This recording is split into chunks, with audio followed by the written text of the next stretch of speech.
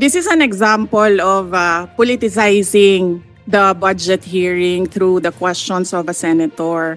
Ang problema niya kasi, nakalagay yung pangalan ko doon sa libro. At yung libro na yan, ibibigay namin doon sa mga bata. At yung mga bata na yan, may mga magulang na boboto. At yung pangalan ko ay nagkalat doon sa kung saan man ibibigay yung libro. I'm simply asking, hindi ko ma-imagine we're making so much trouble, so much fuss about a 10 million peso item na itinatanong ko lang simpleng, what is the book about? At ilang kopya ang bibilihin ng gobyerno sa halagang 10 milyong piso? As a last point, Madam Chair, this is public funds and we're making inquiries about them. Budget hearing po ito. Hindi po lahat about you.